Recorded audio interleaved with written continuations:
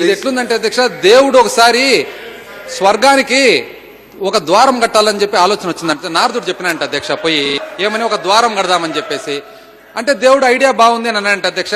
ఇది దయచేసి అధ్యక్ష అందరికి బాగా సంబంధించినది అనమాట. సో నారదుడు ఏమన్నా అంట, స్వామి నేను భూలోకానికి పోయి వచ్చిన, ఇక్కడ కొత్త సిస్టమ్ ఉంది, ఇక్కడ మీరు చూస్తే ఏదో నచ్చిన వాళ్ళకి అందరికి ఇస్తారు, భూలోకానికి పోతే మాత్రం టెండర్ సిస్టమ్ ఉంది.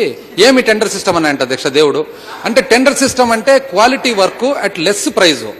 సో దేవుడు ఉండి ఓకే చేయండి అన్నానంట అధ్యక్ష. మరి చేయమన్నప్పుడు ఒక్క నిమిషం అధ్యక్ష, చేయమన్నప్పుడు నీ ప్రకారమే పో నారదా అంటే, అప్పుడు నారదుడు గ్లోబల్ ట్రెండర్స్ ఫ్లోట్ చేసిన అంట అధ్యక్ష.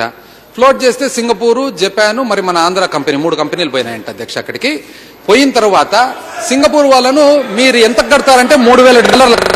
$3,000 ఎందుకు అని దేవుడు అడిగితే అప్పుడు సింగపూర్ వాళ్ళు అన్నారంట అధ్యక్ష, $1,000 మెటీరియల్ కు, $1,000 లేబర్ కు.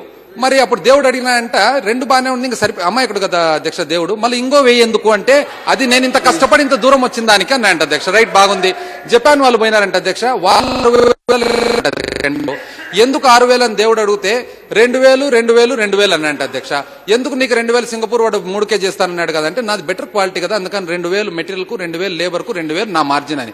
మన ఆంధ్ర కంపెనీ పోయిందంట అధ్యక్ష, వాళ్ళు 9,000 అన్నారంట. దేవుని కోపం వచ్చిందంట అధ్యక్ష. సింగపూరు, జపాన్ వాళ్ళే 3కు 6కు చేస్తే మీరేంది 9 అంటే, అప్పుడు మన ఆంధ్ర కంపెనీ వాళ్ళు నారదుని దగ్గర పోయి, ఒక్క నిమిషం నాకు కొద్దిగా అక్కడ అవకాశం ఇస్తారా దేవునితో మాట్లాడదానికని అవకాశం ఇస్తే, అప్పుడు దేవుని చెవులేకపోయి 9 ఎందుకు అని దేవుడు అడిగితే, ఒక 3 నీకు, ఒక 3 నాకు అన్నాయంట అధ్యక్ష. మరి కట్టేదెవరని అడిగితే సింగపూర్ వాడు ఎట్లా 3,000 కడతానన్నాడు కదా, ఆయనతో కట్టిద్దాంలేని అన్నాడంట అధ్యక్ష. ఏది ఏమైనా అధ్యక్ష, ఏది ఏమైనా కూడా ఒక్కటి తెలియపరుస్తా ఉన్నా అధ్యక్ష. కంక్లూజన్ అధ్యక్ష, రాజకీయం పద్ధతిగా చేయడమే ఒక సాక్రిఫైస్ అధ్యక్ష.